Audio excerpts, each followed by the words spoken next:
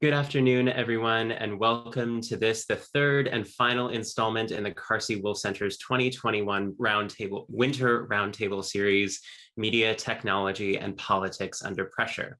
My name is Tyler Morgenstern. I'm a PhD candidate in the Department of Film and Media Studies at UC Santa Barbara, and I'm also a programming and communications assistant with the Carsey-Wolf Center. And in that capacity, it's my great pleasure today to serve as moderator for this afternoon's discussion, The New Ethereality, featuring Dr. Marisa Duarte from Arizona State University, Dr. Shannon Mattern from the New School in New York, and Dr. Rahil Mukherjee from University of Pennsylvania. Before we begin today, I'd like to take a moment to acknowledge that even as we gather virtually, we nonetheless gather on Indigenous land. UC Santa Barbara was built upon the villages and unceded lands and waters of the coastal band of the Chumash Nation.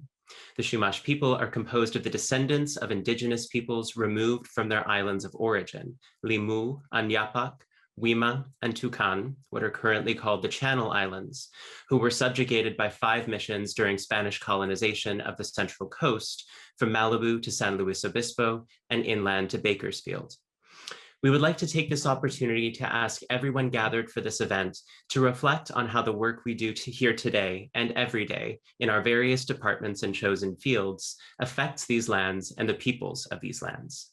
I particularly invite fellow scholars of film and media studies to consider how our discipline might more fully account for its role in perpetuating colonial ways of knowing and seeing, and how, moreover, we might dismantle these same structures and tendencies. My sincere thanks to Mia Lopez for her invaluable assistance in creating this acknowledgement. Mia is campus representative of the Coastal Band of the Chumash people and Cultural Resources and Education Associate with the Wishtoyo Chumash Foundation. Now, before we dive in, I'd like to make just a few remarks that will hopefully clarify for everyone here today how this event took shape and the kind of questions we plan to tackle in our time together. So several lifetimes ago, in the winter of 2020, I had the great privilege of leading an upper division undergraduate seminar here at UC Santa Barbara entitled Wirelessness, and all credit for that title goes to Adrienne McKenzie, whose 2011 book of the same name has been a great influence on this conversation. The aim of that class was to trace the cultural, technical, and political history of wireless communication since its emergence as a commercial medium in the latter part of the 19th century, paying particular mind to how narratives of industrial innovation and individual genius have often worked to obscure the highly contingent and very uneven ways in which wirelessness has developed as both a mode and an imaginary of communication.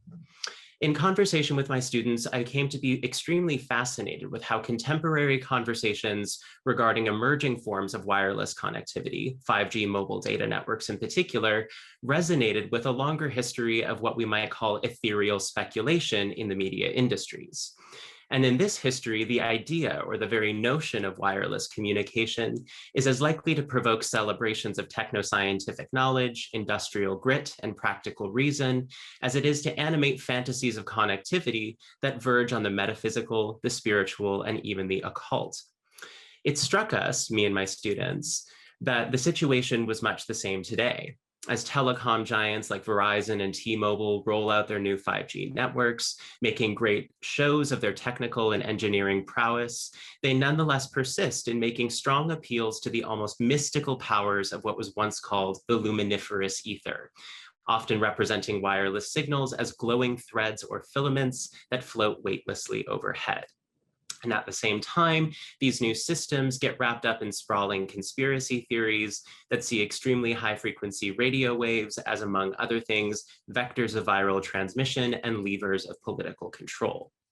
So given these resonances, and given as well the ongoing pandemic, which reveals on the one hand how dependent we are on wireless ICTs, and on the other, the forms of inequality that still structure and constrain the possibilities of wireless connectivity, it seemed appropriate to use this last roundtable to home in on wireless specifically. And so our task today is to think about the wireless past, such that we might better understand its contested present and look beyond the cycles of industry-driven hype in the hopes of gaining a more nuanced picture of what wireless looks like, feels like, and politics like in a variety of contexts. So with all of that said, I'd like to invite our panelists to the screen and ask them each to introduce themselves briefly and to address how the theme of today's roundtable intersects with their own research. So Marisa, Shannon, and Rahul, very glad to have you here. And I wonder if we might begin by having you all introduce yourselves and just your stake in this topic, your interest in the theme, and sort of how your research intersects with this. So maybe we could begin with Marisa here. My name is Marisa Duarte. I'm a member of the Pascua-Yaqui tribe, and I'm also a researcher, assistant professor of justice and social inquiry at the School of Social Transformation at Arizona State University, which is in Tempe, Arizona. I am trained as an information scientist. I was a librarian for some years before, I went on to pursue a PhD in the professoriate. And my work has very much been about how Native and Indigenous peoples utilize digital technologies toward resistance, toward sovereignty and self-determination, mostly focusing on Native North America, and very much centered in Indigenous practices of science. So I wrote a book in 2017 on how sort of success cases of tribes who've built their own internet infrastructures across Indian land in the United States. And I'm slowly, very slowly, working on a new one right now that's looking on border infrastructures and how they affect Indigenous families across the line, sort of trying to identify where our sense of well-being emerges from and political agency when we're living under infrastructures. I don't have the right words yet, but I'm super happy to be here. Great, thanks so much. Shannon, why don't you introduce yourself next? Hey, hi everybody. My name is Shannon Mattern. I am in the Department of Anthropology at the New School, but I am actually trained as a media scholar and I work in design studies. And I have, I think, a number of different kind of connections to this theme, one of which over the years I've considered how we can develop design projects or public pedagogical strategies to help to illuminate or to make sensible immaterial structures, immaterial infrastructures like wirelessness. I also, in my 2017 book, which is called Code and Clay, Data and Dirt, have a couple chapters where we're looking at how wireless, immaterial, seemingly ethereal things have material impacts on the way cities are designed and experienced. And then I think it was almost 2 years ago now, I wrote a piece about 5G in the infrastructural imaginaries and promises and values that are inherent in all that we presume that this new telecommunications kind of epic will bring about. Right, excellent, thank you. And Rahul, go ahead. Hi, Rahil Mukherjee. I teach in the Cinema and Media Studies program at University of Pennsylvania. And my work has been around media infrastructures for some time now. Also thinking about energy and media infrastructures together in a book that I wrote about environmental controversies around nuclear reactors and cell towers, with most of the case studies situated in India. And I've been trying to also, as Shannon mentioned, thinking about the kind of material immateriality or immaterial materiality of cell towers or wireless infrastructures in general, and particularly also about how certain kinds of infrastructural imaginaries kind of work with alongside kind of national imaginaries and energy futures and sort of the visions in a way of where technology is taking us or not taking us. So that's where I am. So I'm delighted to be with all three of you. Thank you.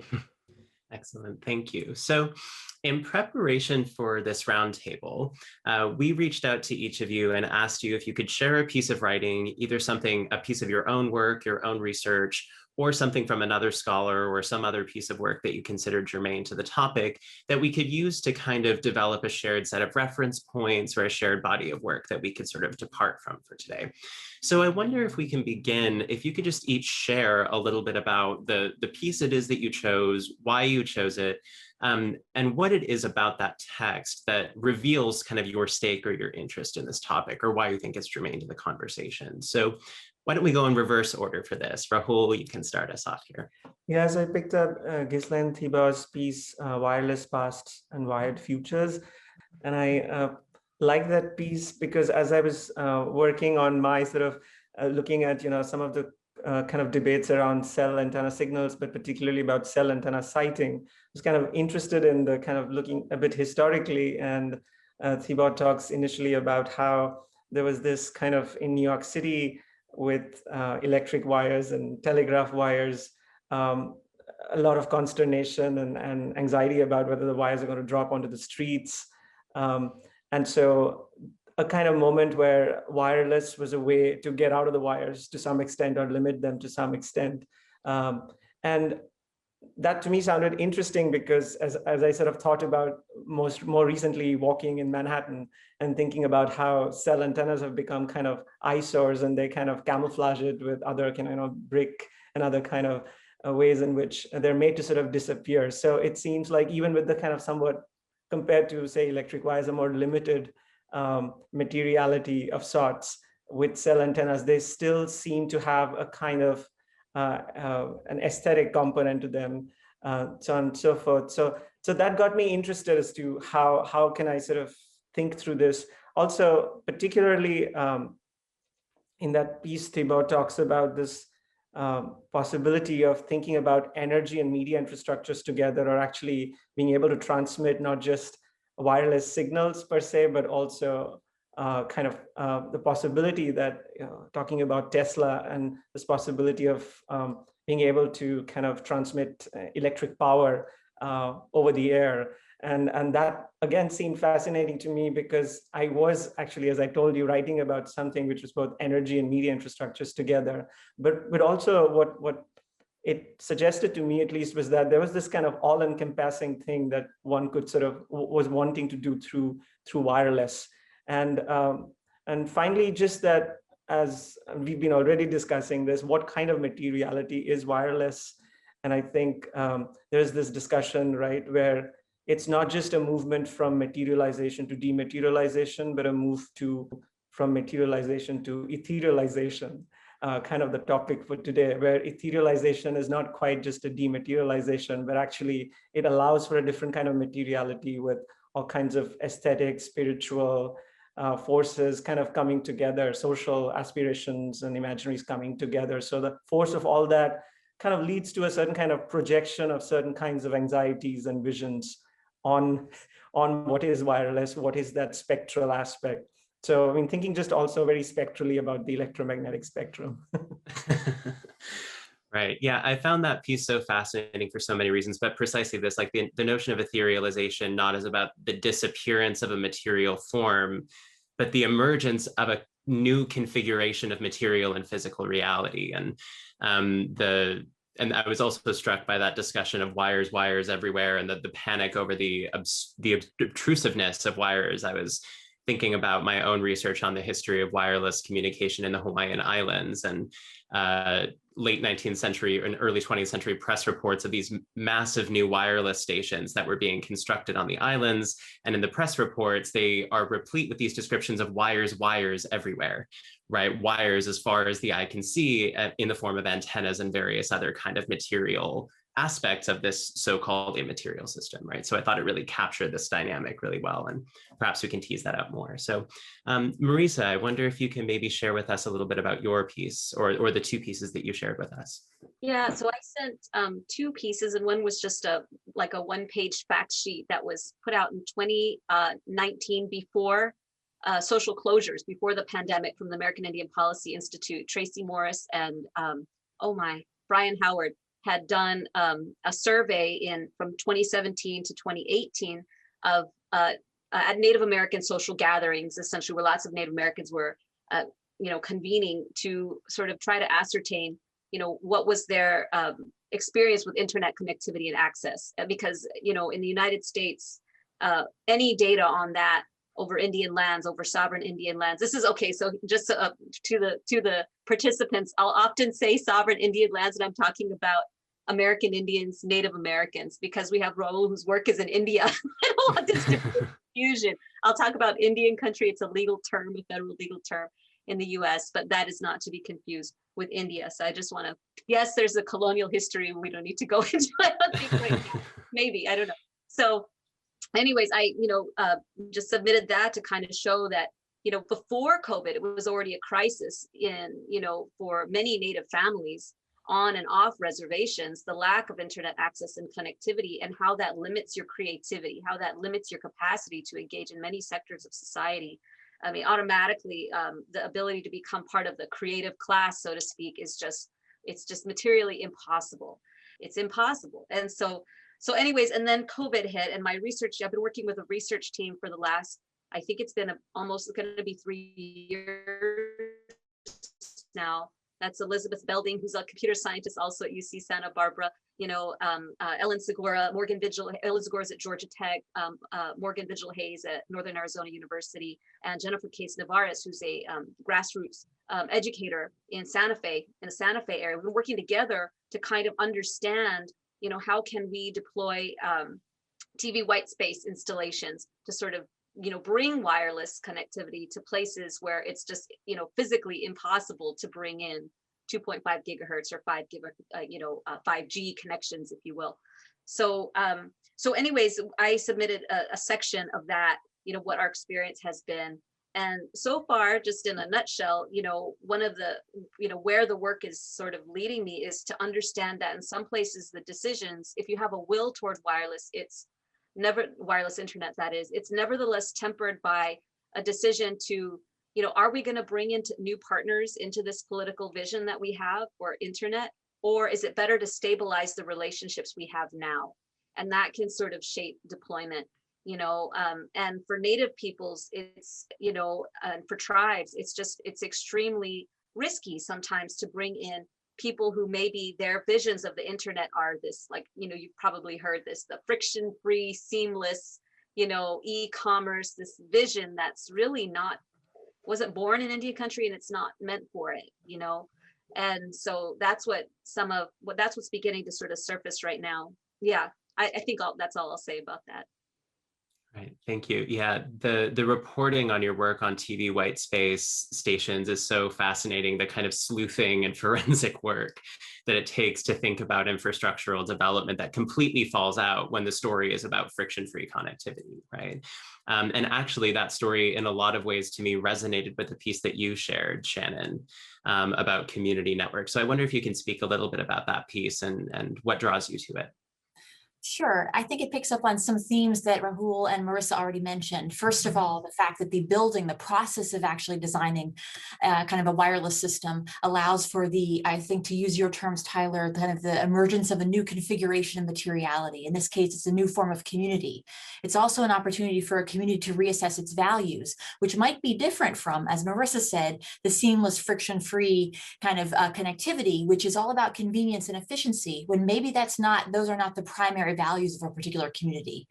And I chose this piece because, first of all, I've had the great pleasure of working with Greta Byram, the author, on some library boards in the city over the past 2 years. We also got the chance through meeting each other on these library boards. So Marisa, we have a library connection also, to teach a class together, an undergraduate studio last spring on an anthropology of networks, where we were looking at an anthropology of community networks around the city.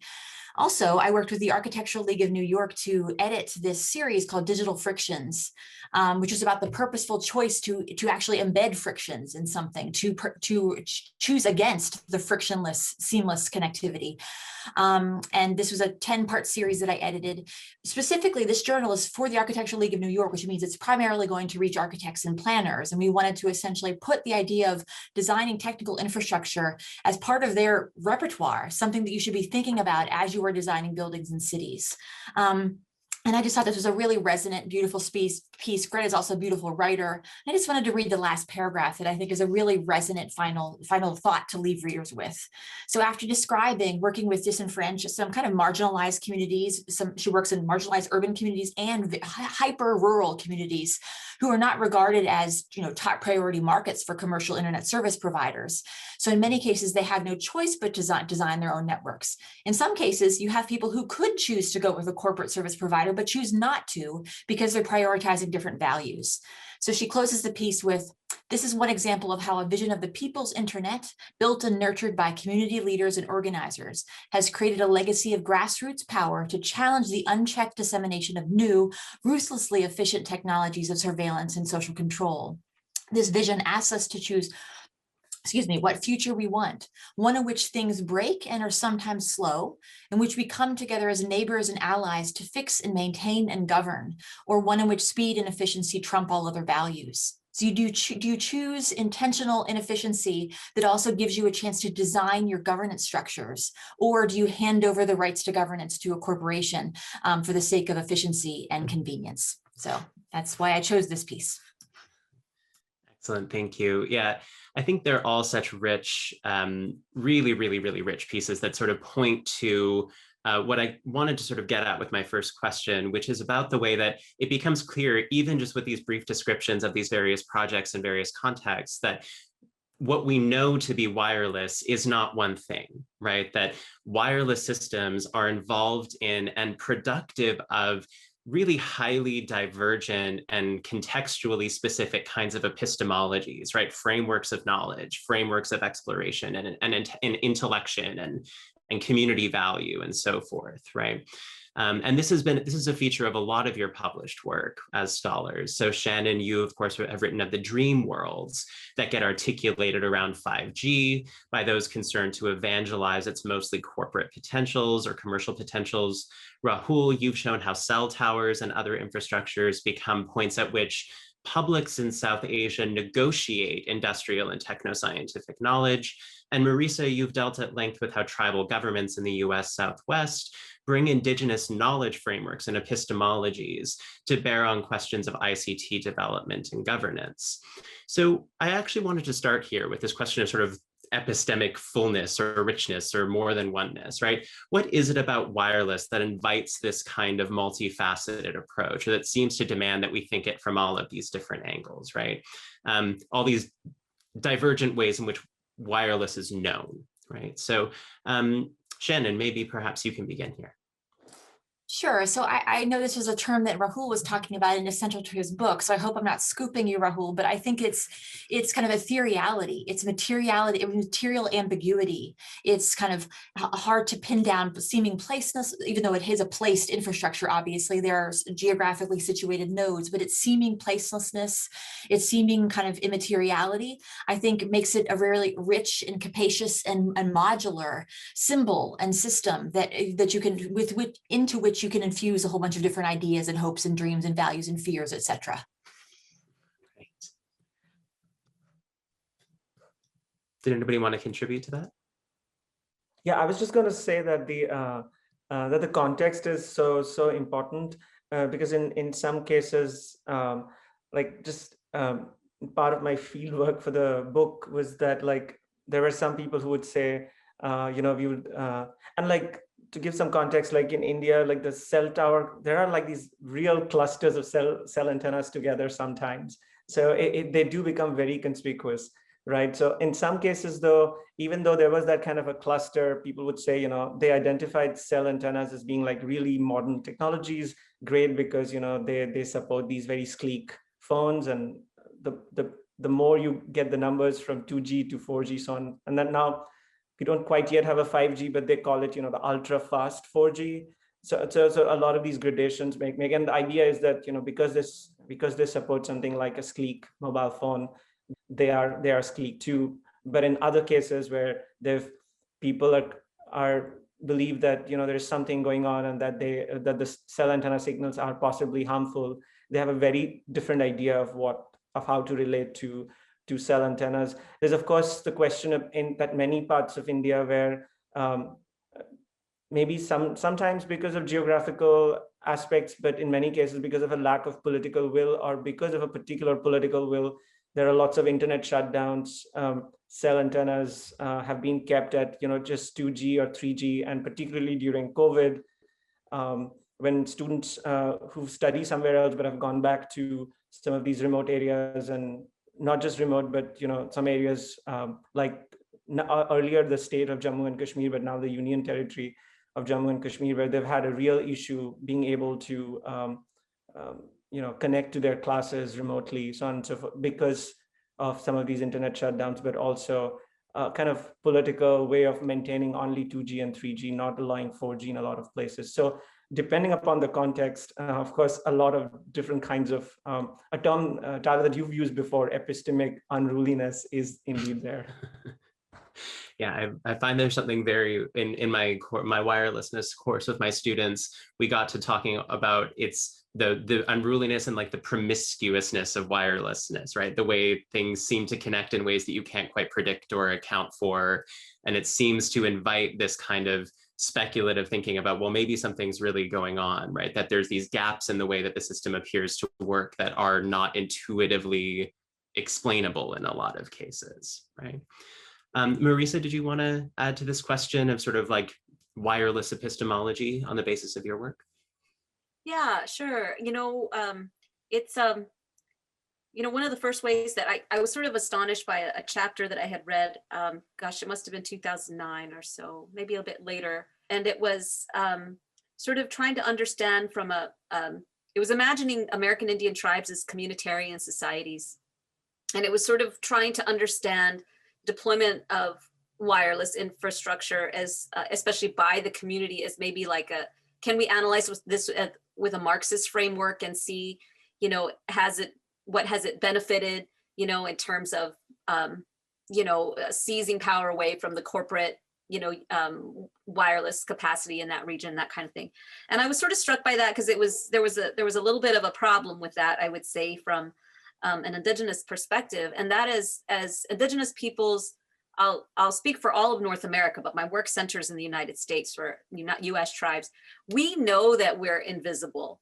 We know that the reasons that we don't have infrastructure really of any kind to many of our reservation communities and even our urban reservation communities has to do with, we know that it's technological redlining. We know that we're being sort of shut off from services. It's not any sort of mystery. It's not a conspiracy. It's the reality of the United States.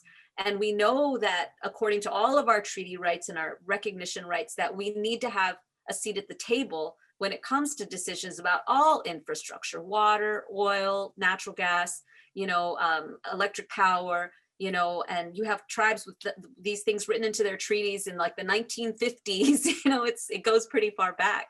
And so for many tribes, my experience so far has been that, bringing wireless, whether you're talking about, just basic lifeline cell service to rural people, or if you're talking about creating like a hub, that's going to serve not just the tribe, but rural areas, like an enterprise.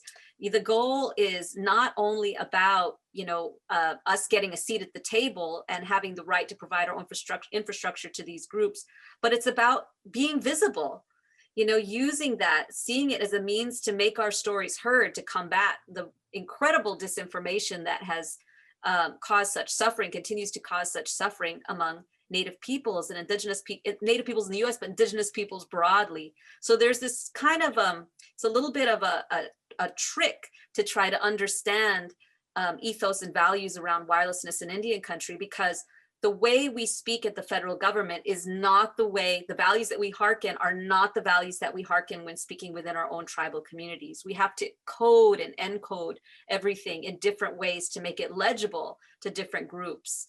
And so it's I guess you could call it code switching. I really think it's much more profound than that. It's not simply about language. It's literally different futures that we're building. And these sometimes combat and compete with each other, which is something that as Indigenous academics and activists and advocates, we kind of parlay about quite a bit. Right, fascinating. Yeah, and what strikes me about a lot of these different contexts is kind of the question that comes up really around wireless infrastructures in general as knowledge formations, which is that they tend to be lodged in very elite forms of knowledge production and very kind of inaccessible forms of techno-scientific knowledge production. And I think that is one of the things that invites a kind of skeptical or even conspiratorial thinking about wireless infrastructures and the kind of conspiratorial thinking that we see increasingly emerging in the current moment. So I wanted to sort of, if I could, steer us toward this question of conspiracy, because as critics and analysts and historians of these systems, we have a clear interest, right, in thinking about, in critiquing and thinking about the limits of elite knowledge structures and the power structures in which they're situated. But I wonder how we square that with or grapple with it in light of these exceptionally robust forms of conspiratorial thought that have taken shape around wireless in recent years and even in the last 12 months or so. So concerns over the health effects of electromagnetic radiation, there's a long history to this in media history and various other disciplines, but I don't think it's a stretch to suggest that there's something really unique and intense about the kind of conspiracy system that we confront today that links things like 5G and Wi-Fi up with COVID and anti-vaccination types of conspiracy and conspiracies around major funding bodies like the Bill and Melinda Gates Foundation, and that links up to an online ecosystem around QAnon and all of these different sort of conspiratorial systems of thought. So I wonder, as we work to develop our own critiques of the sort of elite structures within which wireless technologies tend to be ensconced, how do we make sense of these more, let's say, heterodox forms of critique of elite knowledge production, which are in their way concerned with the power that accrues to global finance and state governance and corporate evangelism, right? Really concretely serious issues in this realm. So anyone can take this one to start off with about conspiracy. Maybe I'll start because I think I used the word conspiracy in my last scholarly blah blah.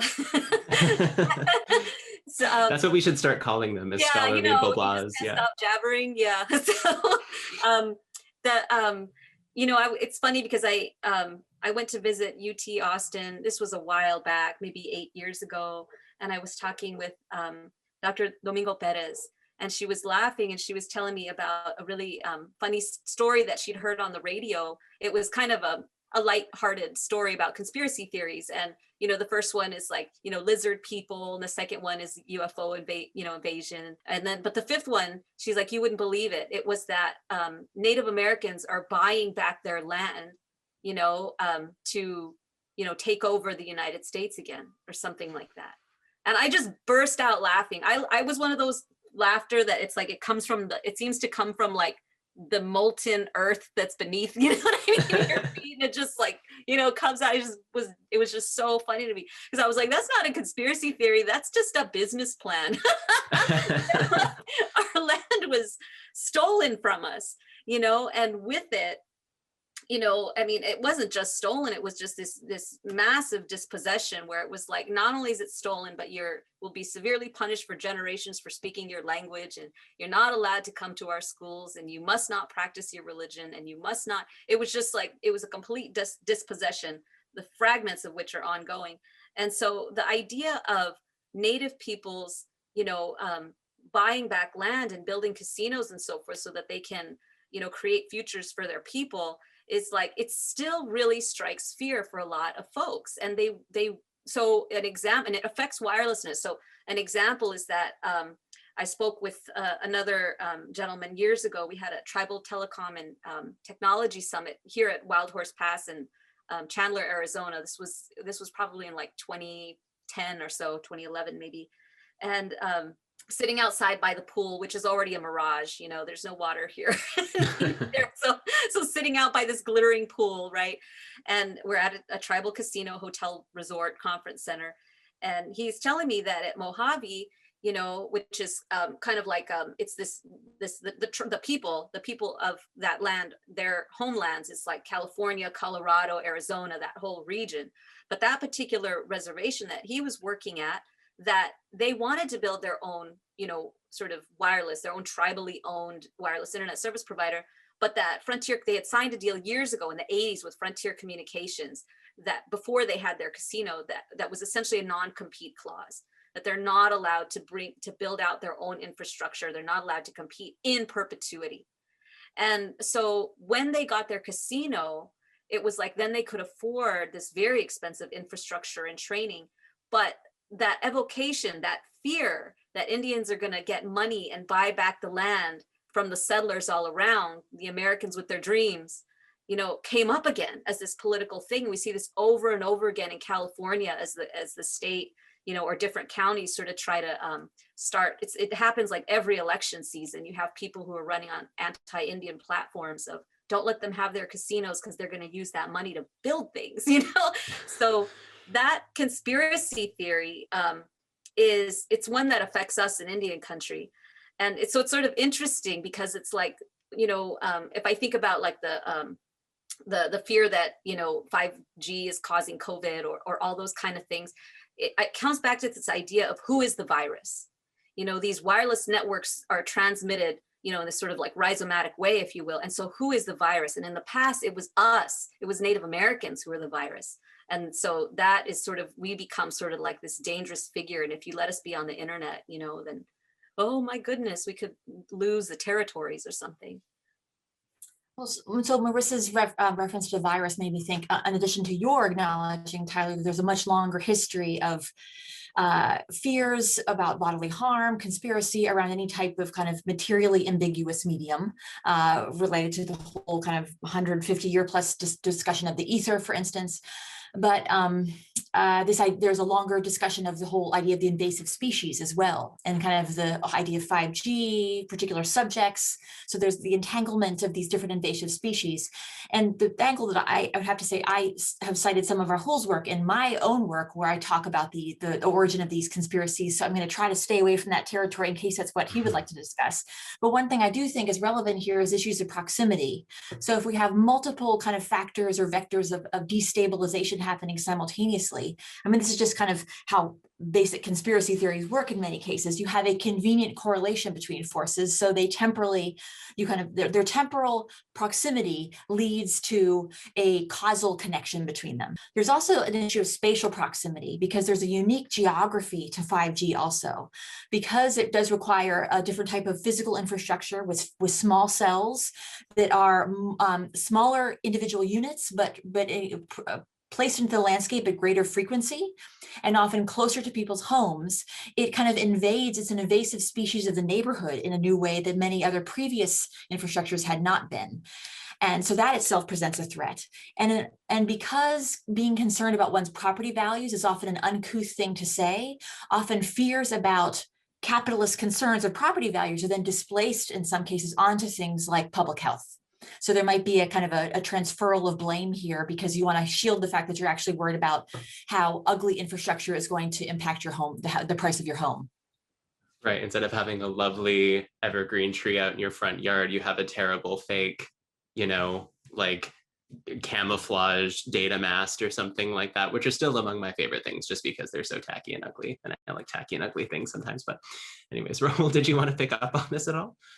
Yeah, I mean, some of the sort of standard aspects would be to mention that, conspiracies require a certain kind of information ecosystem. We have it in, the ways we have these echo chambers, which seem like different kind of worlds by themselves, and one can keep going deep into that.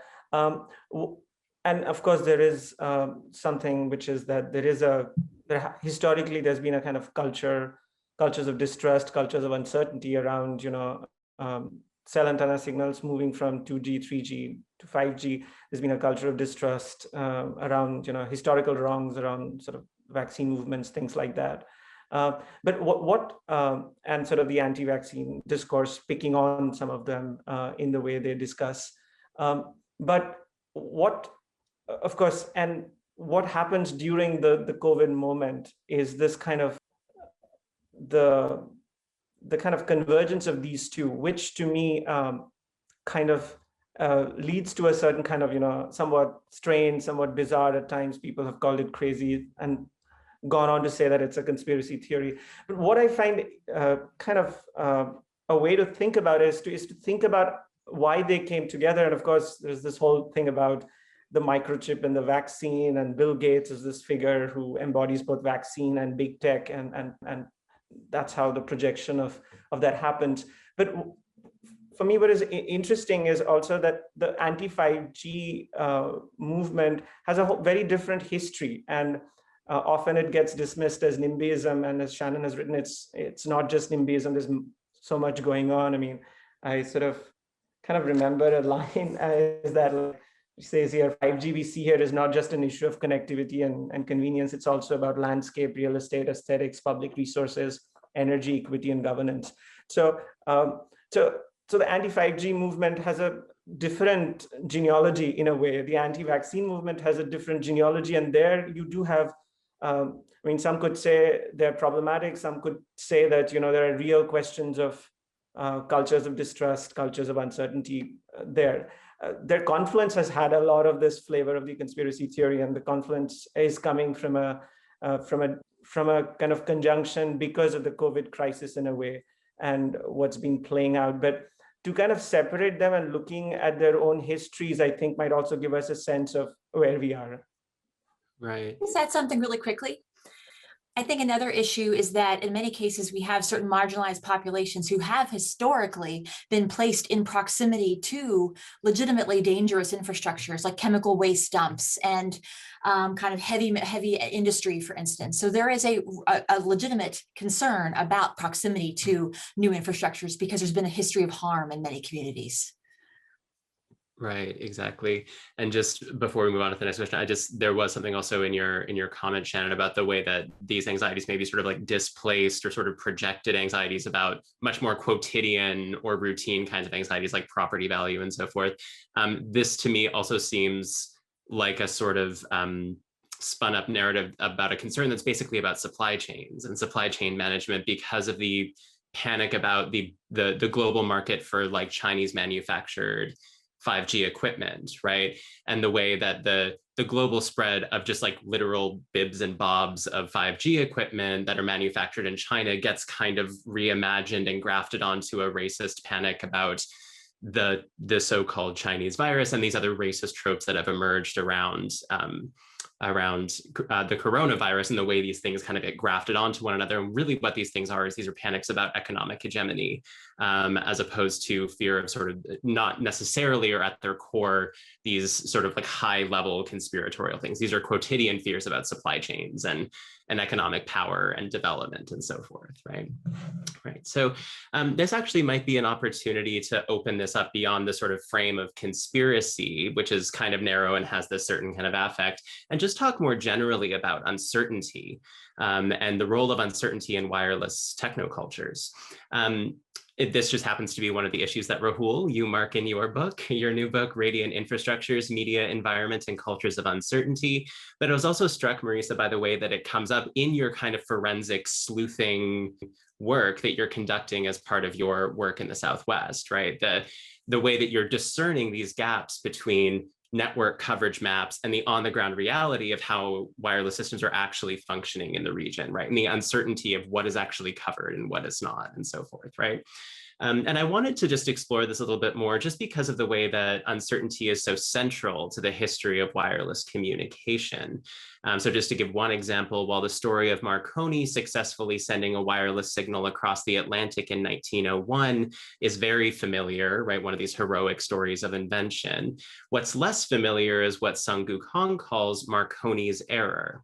Right? So when Marconi sends this famous transmission, what he assumes actually has happened is that the signal has traveled across the surface of the Earth rather than upward toward the ionosphere, which reflects it back down to the receiver in Newfoundland.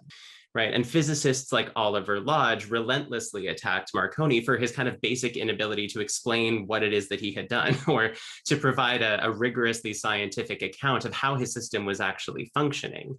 But this inability to explain, not only did it not really hamper him economically or at a kind of corporate level, in some ways it was a kind of boon to his corporate ambitions, because here was this man who, despite the great mystery of the ether, had somehow harnessed it, right? It's a great sales pitch if you want to sell national governments and regulators on the necessity of corporate monopoly, for instance, right? So I wonder, just based on your own research practices, about how do you understand uncertainty or error or incompleteness of knowledge around these systems? What does it enable? What does it make possible? And what does it foreclose, for just really broadly construed? Maybe Marisa, we can go back to you for this one. Yeah, so, you know, we've had a problem in Indian country for quite a while in that the information embedded in the national broadband plan, the maps and so forth, even if, you know, if you contact the FCC, as, you know, if you're involved in, you know, coordinating or deploying these infrastructures, you have to get certain information downloaded, so that you can set up your base stations and whatever, that there's just incredible discrepancies in the data that is supposedly in the national map and what is on the ground. And it's just so incredible.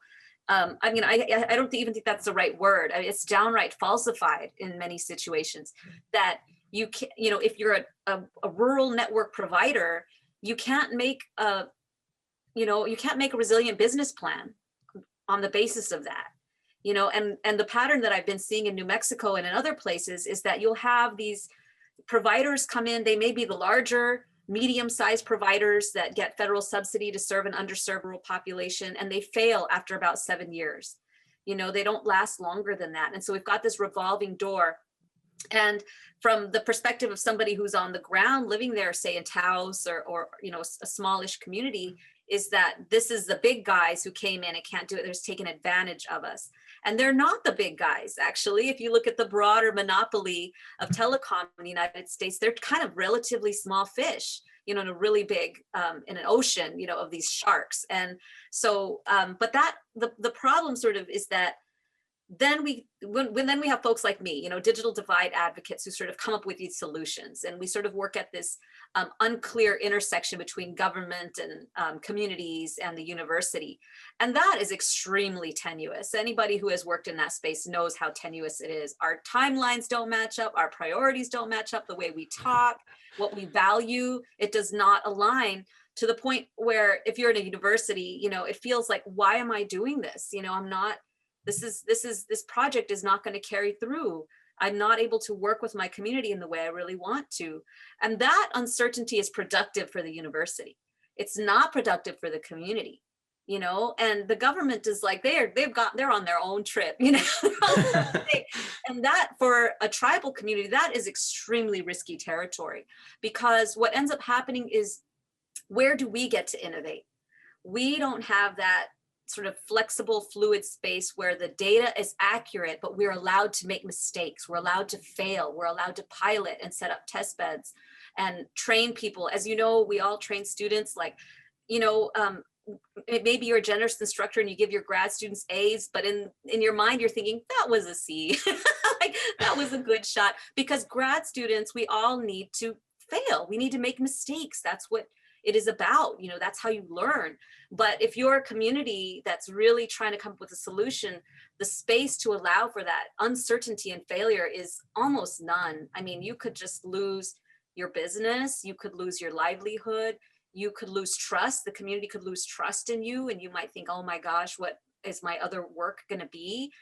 You could have to default on a federal loan or grant that was quite expensive, and then all of a sudden it's going to make it more difficult for you to get another one in the future. And so for me, uncertainty is sort of like, as a scientist, I view uncertainty as the space in which we can learn. It's the space of epistemic friction. But as somebody who's sort of, sort of interested in defending and protecting Indian country, I also see it as a space for gambling. That's where the socio-technical speculation occurs. It's sort of, there's something valuable about the image of New Mexico or Arizona or Colorado as this open space where, we can put 5G towers because look at all this landscape, and these are the cities, and we'll invest in the cities, and people will come in and buy in the cities, and there isn't much care for the rural communities. That kind of socio-technical speculation is really valuable in those places. There's also, of course, and you gestured to it a little bit in the longer piece that you shared with us, but there's also peculiarly in the context that you're working in this strange twist of this longer history of a kind of liberal new age Southwest tourism that imagines the whole space as energetically charged, right? As this kind of, as itself kind of like suffused with a kind of energy that invites all these kinds of spiritual speculation and so forth, right? But that's a kind of speculative activity that is really a luxury of the tourist of the area, right? Whereas actually the material stakes of energetic connectivity are really quite pitted for the communities that you're working in. Right. Did anybody else have any thoughts on this question of uncertainty before we move on? Yeah. Yeah, go ahead. I think that term is kind of important. I think something that Marisa was also mentioning, that the data collection around, cell antenna signal levels and that was a huge issue in India. I mean, different agencies would come and collect this different, and their data would look very different. And sometimes there was even a a story about how a Bollywood actress asked somebody to first take the readings, and the signal levels were very high the first time recorded. The second time, they got somebody else to record it, and the signal levels were really low. And the idea was that the cell antenna, the direction of the cell antenna was changed, or a set of them were changed. So how do you work? And like again, about the data is like how a particular case study is being reported. So both sides would say that. So with cell antenna signals, and particularly RF EMFs, the kind of biological effects, that's a very contested area, and there's a huge divide within experts. So there are experts, counter experts, and almost sometimes a 50-50 set of some people who would say that there is a connection between biological effects and it's beyond thermal effects. There are these other effects. Others would say like, no, there are nothing beyond thermal effects. And but the way it's reported sometimes is almost like that overall there were no connections found. Overall, there are no significant connections found, but that sort of kind of glosses over the fact that maybe 40% of the papers said that they had found connections. So there is an allegation that the telecom regulators over time have sort of used on that overall metaphor to create uncertainty, that continuously there can be a doubt, and as long as there's a doubt, it's still fine. On the other hand, there's been discussion about whether aluminum foils can really reflect cell antenna signals, and regulators and cell phone companies have said that this kind of a charge really just is more misinformation. It creates uncertainty. So in a way, both suggest that there are these uncertainties. But my sense has been that what Shannon was saying before was that this idea of living in close proximity, which is a kind of unwanted proximity with, say, cell antenna, and it could tinge into sort of the NIMBYism stuff. But at the same time, having lost some of your relatives, I spoke to this person who had lost his relatives, and he really did not want the cell towers near his house. And he was an influential dweller in that city of Jaipur, but he still could not get the regulators to evict the towers or to take them off. And the regulators told him again and again, reassured him that we are really keeping it below threshold level. But he didn't believe them. He didn't believe the radiation detectors he was using, but he believed finally when the peacocks came to his garden. And I keep repeating the story, but again and again at every place, but it really, he really thought the peacocks were more sensitive. And if they were not, they were the detectors for him, and they were the ones he could rely on. So uncertainties also, I mean, it creates, misinformation. It can create conspiracies. It can create doubts used by both camps, organizational, corporate, state, everyday encounters of ordinary people. But at the same time, I found that uncertainty also leads to these, like, people find their own ways to cope with that daily uncertainty of, living in these kinds of like unwanted intimacies with signals or proximities with cell antennas. So in that sense, I mean, it's a generative term, at least for academics studying it, but it also makes you think that it also leads to maybe thinking with how people actually cope with an uncertain situation. I'd say I just think that's one of the most resonant and beautiful themes about Rahul's book, is that the uncertainty proves generative, both for people to explore embodied vernacular forms of knowing, empower citizens. I don't know if you would call them citizen science, so we'll put that in scare quotes here. I don't know if they would identify as that, but on the ground epistemologies. But I'd rather kind of leave with that message of hopefulness. But I do think that there are some other ways that this uncertainty is turned into speculation, to continue with one of Marisa's themes, and that's especially when you're working with telecommunications infrastructures or installations in a city, where you're dealing with 3 dimensions, and there are a variety of potential intervening variables: rain, trees, building materials, how deep your building is, how many people are in a building at any given day. All of these things are often unpredictable variables that you have to kind of use as a test bed. So you can't necessarily model how something is going to work until you do it's trial and error. So that unpredictability, that kind of uncertainty there provides an opportunity for proprietary knowledge to be kept with the corporations again. So going back to that whole issue of elite knowledge. And furthermore, we see it with another area of speculation is where 5G infrastructures are being embedded with other forms of smart city surveillance technologies, things like the Link kiosks that are being put throughout the New York and London. So there again, because we want to ensure a blanket connectivity, we're then both physically and kind of ideologically linking this idea of connectivity with other forms that are kind of just slipping in forms of smart city technology, which again have positive and negative connotations. So just this continual trope of kind of the overlapping of infrastructures. That ended up being not totally coherent, but I hope there was something intelligible there. That's great, thank you. I want to steer us in a slightly different direction just as we head into our last couple of questions here, but I wanted to ask a question that, again, another issue or sort of watchword that's central in the history of the development of wireless ICTs, which is marginality or the margin.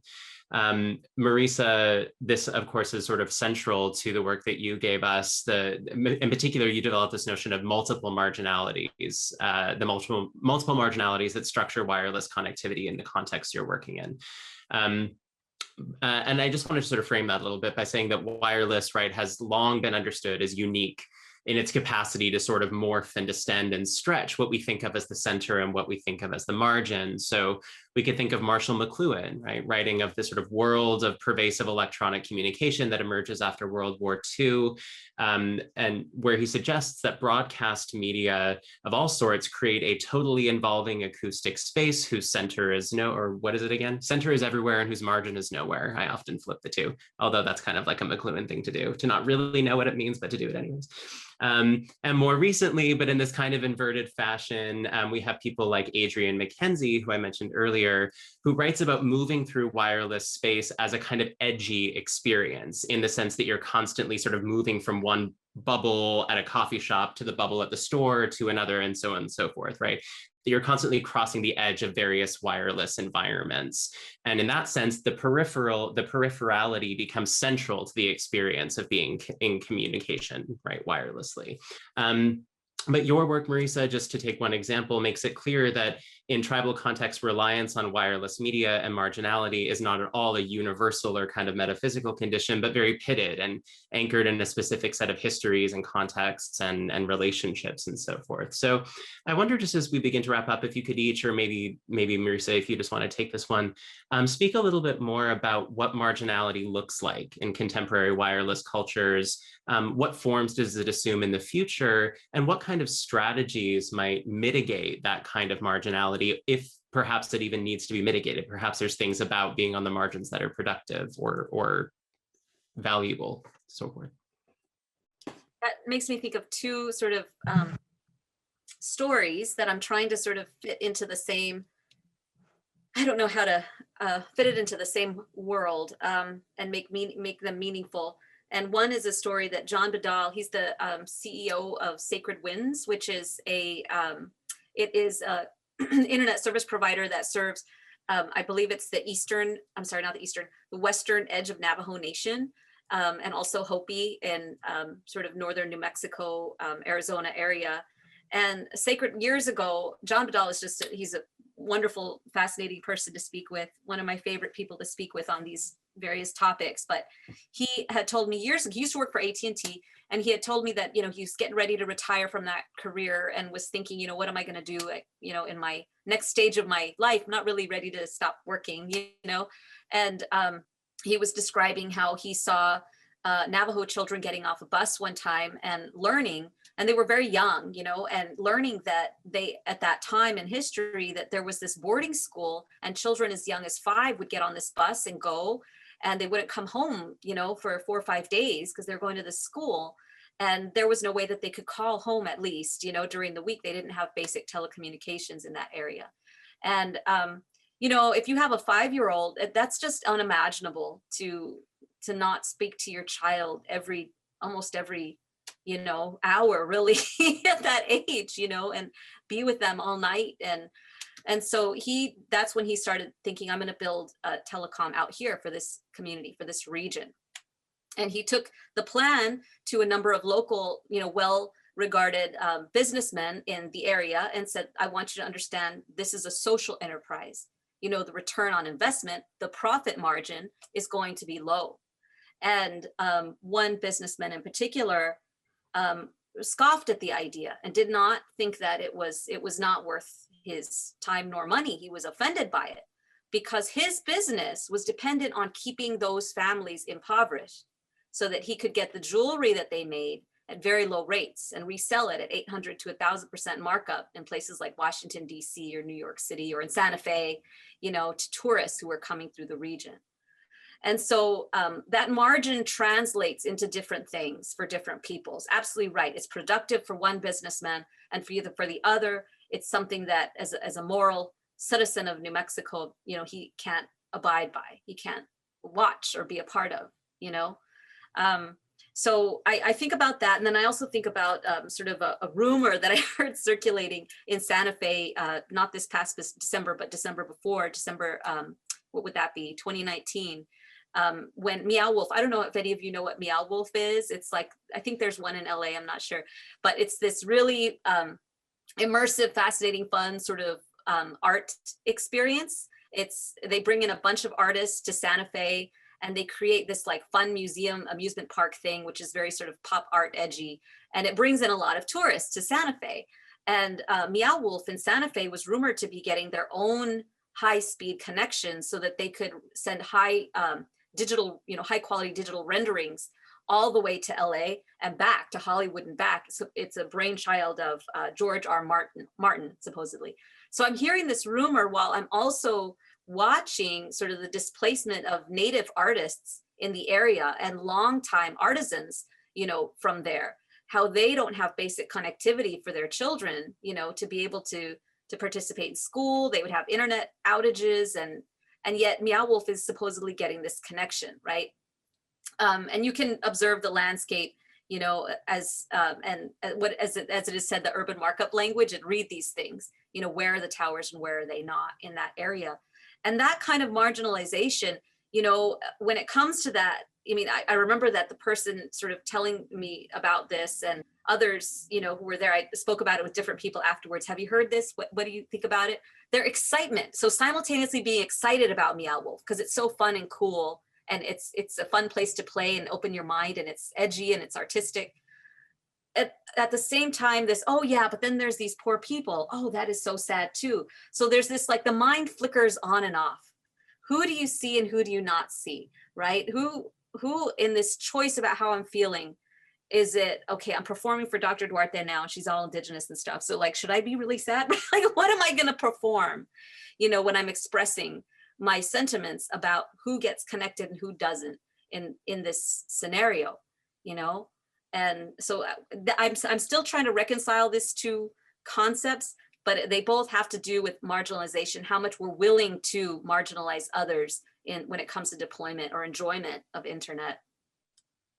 I'll just say something about, I think that the polysemicness, the polysemy of marginality is really interesting here, because it shows their entanglement of the different meanings too. There's socioeconomic marginalization, which can be transformed into financial margins. And then we also have, just even because of the topology of the cell itself. I saw that Rory Solomon asked a question about what is it about the shape, essentially, the geography, the topology of wirelessness that is maybe unlike other infrastructures that allows different forms of sociality to form or not form. So just even the idea of, our everyday experience of moving around the house to find out when we're on the margin of connectivity. So we move our bodies to find those margins as well. So just seeing all the different ways that margins play a role in the topology of wirelessness and the fact that they're kind of layered upon and entangled with one another is something just occurred to me that's kind of interesting. So Absolutely.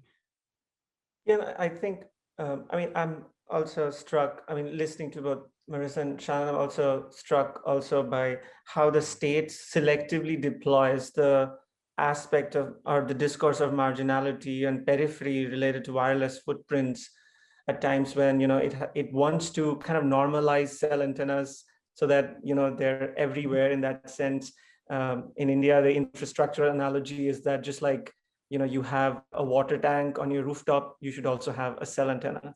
And there is that kind of a normalization of the infrastructure right here. At the same time, as I said, like given a certain kind of politically deliberate political aspect to how internet shutdowns are done in particular regions so that people from that region cannot report about what's going on there. Clearly, it's the state takes a rather selective approach to what it wants to talk about when it talks about digital divide or this kind of wireless marginality. The charisma of the infrastructure seeming to be enough to correct for the margin, right, and so forth. All right, so I want to just in our last few minutes here, just being cognizant of the time, to turn to some of our audience questions. Shannon, you already pointed to Rory's, which we'll hopefully dig into a little bit more, but I wanted to start with a question from Melody Jew, which is in wonderfully Melody fashion, really suggestive and literary and wonderful. So hearkening back to the beginning of our conversation, Melody writes, so the rest of the quote is water, water everywhere, nor any drop to drink. How might the second clause relate to wires, not just that wires are everywhere or wires everywhere, but somehow unusable or perhaps less intriguing to use than these more kind of hype-driven wireless systems. So if anybody wants to think a little bit about Melody's prompt. Just a really obvious, sorry. Please go ahead. I feel like I've talked a lot. Well, I'll just say like one sentence. It makes me think of dark fiber, all the potential infrastructure that's there that's not used for a variety of political economic purposes or reasons. Yeah, I wanted to talk about fiber that is copper line fiber, degrading fiber that is there, but it is not being invested in or used in or repaired or built up. I mean, the 5G investments right now are very much about completely new, and fiber optics. But you've got communities that can't afford that. It's just not physically possible for them. And so I'm not really seeing, I looked over the Biden's 5G plan, I've been sort of kind of keeping my eye out for all of this, what's coming around the bend, not really seeing significant investments, in just getting connectivity out there to rural Americans, to people in rural places, using existing infrastructure. And yeah, I wish that we had a more robust, I wish there were plans that had investments for more robust understandings of wireless that wasn't, and that, would really leverage some of the really exciting innovations that are happening through universities. But yeah, it's just very corporate driven. And I just wanted to add to both this, to just like, I find it very interesting that I don't know what it is, particularly perhaps this relationship between wireless, which is like, acting at a distance and everything, having that sensor and the smart city discourse, that a lot of the push has been in its kind of representations, this kind of ethereal air as medium, things happening.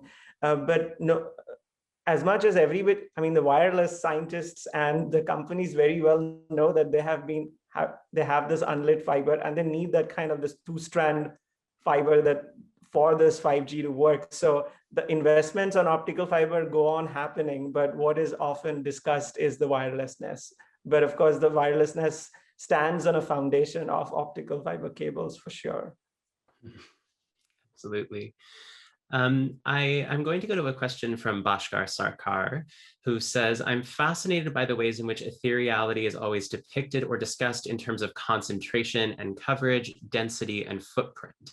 For instance, we talk about frequencies and amplitudes, worry about bandwidth and weak signals, and drawing concentric circles emanating from sources like television broadcast and cell towers, right? This language of radiance to point to some of Rahul's work. How, if at all, is this conundrum related to the masking and elision of social contradictions and frictions? That is, to what extent is the ethereality a function of the abstractions that are inherent to blueprints, policy documents, and scholarly analysis? What design principles might circumvent these problems? Maybe Shannon as a design thinker. I have to say, this is one of those questions that I think I'd have to read it to get packed into it. So I don't know if one of you, Marisa or Rahul, you'd like to start, then maybe I can process. I'm not sure that I was able to fully follow the richness of that question, I'm afraid. Is it typed out somewhere and I'm just not seeing it? I think it's in the Q&A. I think the question is really about the kind of visual language of coverage and radiance and potentially the role that that plays in obscuring, like ideologically, the actual social contradictions that you've all been teasing out really wonderfully over the course of it. So I guess the question is what alternative aesthetic or representational or design languages might be more appropriate to a social understanding of wireless connectivity?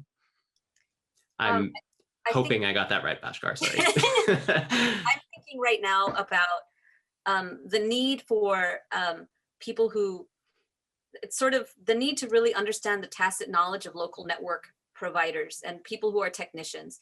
So I remember in that paper, I wrote about how important it is for policymakers to understand that in Española, New Mexico, there's gunshots on New Year's Eve. This is what happens, you know, they shoot in the air, they're celebrating the new year. And, you know, when that hits, and this did happen, you know, that hits and it causes, you know, a wireless outage, an internet outage. Who is the one who's going to go out there for hours and check miles and miles and miles of rural cable in that freezing temperature using a bucket truck? The internet is going to be down for how long that takes, which in a rural place is a really long time. And it's not like there's these, you know, nicely paved, snow-plowed roads just ready for you out there. I mean, you're going to have, it's going to be cold. You're going to be, and so thinking, that makes me think about, you know, what is the life of the network technician in these rural places? You know, what is your sort of employer's insurance coverage look like? You know, how physically fit do you need to be to do this job? You know, what kind of vehicles do you need? I mean, it's all these other quality of life things that are not written into these designs. I mean, you see this all the time. You know, I'm hearing this now because I'm supporting a team that's working on TV white space, and we'll hear people who are proponents of other kinds of solutions, 2.5 gigahertz or whatever, who will say things like, oh, TV white space, that doesn't really work. And yet when you're on the ground and you're dealing with foliage and adobe walls and things like this, like, I don't need this scientific rendering to tell me it doesn't work. I know for a fact it's not going to make it through this adobe wall. And look at what it's doing to my life. You know, like my kids can't do their homework unless they go to their aunt's house, which is stucco.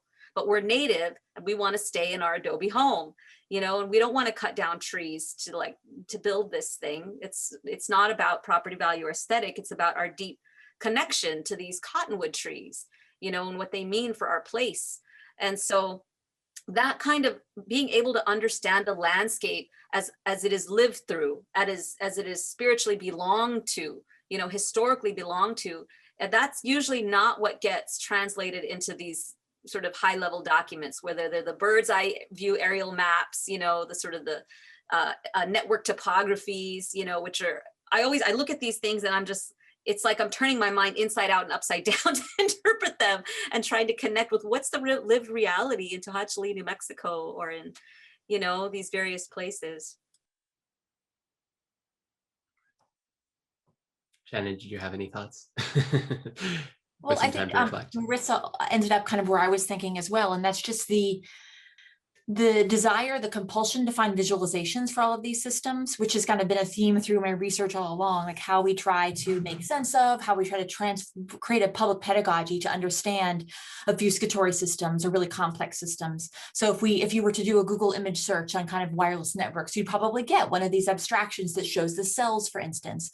But that does not get the kind of the ethnographic on the groundness, the materiality of the foliage, the kind of building materials, the other things that kind of intervene, all those intervening variables I mentioned earlier. It's really hard to visualize those types of things in a consumable infographic. But you know, the infographics do have their pedagogical and epistemological purpose, but they tend to promote these kind of myths, these simplistic myths about how a system works. Right. And I think for our last audience question, Rory, I give you my apologies, but since we already briefly touched on your question, I want to give one more guest a chance to get a shot at getting their question. And this comes from Allison Shifani, who asks, I was hoping the panelists could speak about the aesthetics of error, artifact, frozen screens, etc., that are attached to connectivity issues, which of course we're now all too familiar with constantly when our Wi-Fi goes down and we're in the middle of a webinar, for instance, or something. Is there a possibility of a radical aesthetics of error or an aesthetic practice dealing with error? And I'd like to think beyond so-called glitch art and more about leveraging an aesthetics of error toward a radical politics. So any closing thoughts on that? There's a weaving, I can't remember who the artist was, a Navajo weaving. Now, if you aren't familiar with Navajo weaving, you know, that practice, it's got this very deep, rich history from the way that materials are gathered to the meaning of the colors as related to the cosmology. the particular styles. Certain families specialize in certain styles. One has to be of right mind and spirit and training to be able to engage in that practice. And about a year ago, there was an exhibit at Heard Museum here in Phoenix, with all these sort of contemporary Navajo weavings. And it was this enormous rug, and it fills the whole wall. And it's of the television white screen from tube TV days, and it's just mesmerizing, because you realize that the weaver had to think about every place that was either black or white, as through the warp and the weft of the weaving. And so what were they meditating on when they were deciding what is the warp and what is the weft, and what colors to bring forth in every single thing that for us means the TV is not working, and even that, the idea of that, the tube TV, black and white sort of thing that tells you that your antenna needs to be adjusted. That's not translatable for people of a different generation who didn't grow up with that, who don't remember that's a signal of you got to move the rabbit ears around or kick the TV or something, or those who even watched a football game through that, and interpreted the shadowy images on the other side. So I think about that, and I think about how that weaving is, for that to be created now, is indicating that the artist that is a phenomena that is now, that is ongoing. It's not something of the 80s or the 70s or the 60s when you had that, it's now, it's something that's recognizable now. So that's also showing how this is coming from a population that still doesn't have, like I have my Samsung smart TV that I bought for my mom, I don't get those glitch screens anymore. All right. If anybody has any closing thoughts, happy to take them. All right. Well, then maybe let's wrap up for today. So thank you everybody for joining us for this wonderful conversation. It's so lovely to see so many familiar names in the participants panel. I wish we could see you in person. And my really deep and sincere thanks to Shannon, Marisa, and Rahul. It's a delight to see you all, or to meet you for the first time in some cases. And we so appreciate the time and the effort and your wonderful thoughts about this really timely topic. So thank you very much for joining us.